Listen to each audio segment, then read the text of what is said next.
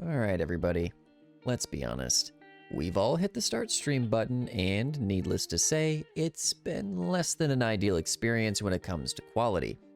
Fear not, I'll be sure to share with you exactly what my stream settings are that allow for me to stream virtually any game I want without it taxing your hardware or stream quality.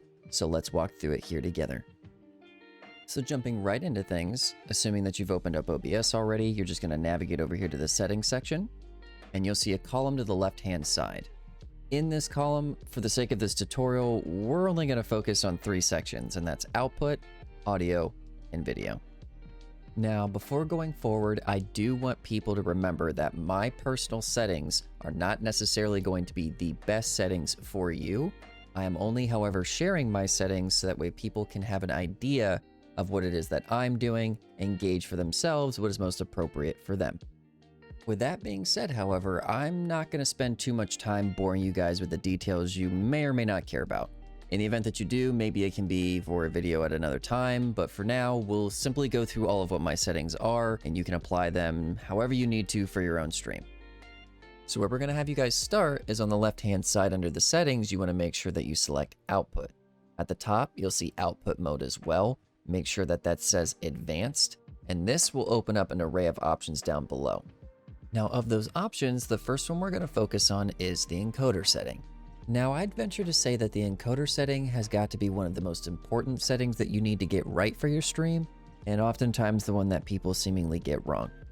Now, what I mean by that is there are 2 options for it, one being for your CPU and the other being for your GPU. For the case of this tutorial, our focus is going to be on the GPU equivalent.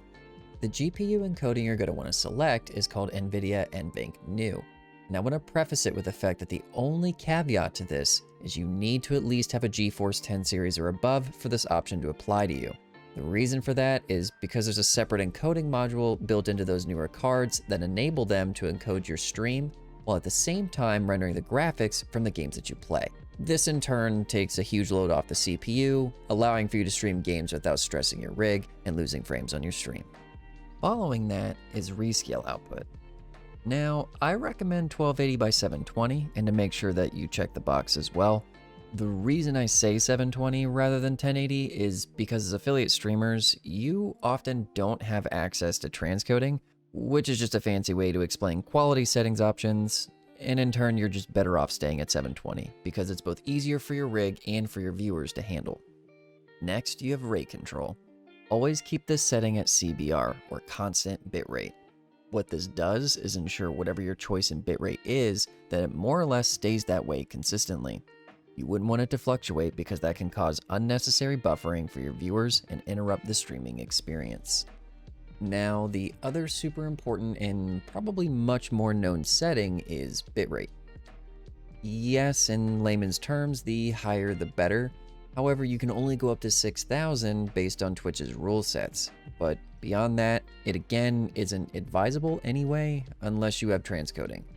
For the same reasons as before, viewers who live in countries whose internet may not be that great may struggle to watch streams with higher bit rates. So double check what your upload speeds are and set this accordingly. If it were me, at the very least, I'd shoot for about 3,500. Other than that, you just need to change your preset quality to max and you'll be done under the output section. Moving on to audio is actually pretty simple.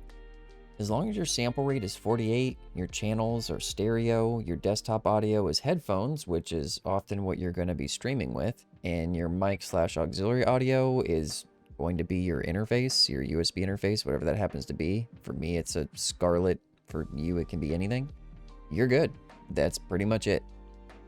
And finally, that just brings us to video. Now, lucky for you guys, this is just as simple as audio was. Now, ignore for a moment what this currently shows you because I have to change it to record this video. However, your base canvas should always be whatever your main monitor resolution is, and in my case it actually is 1440p, but for most it's more than likely 1080p.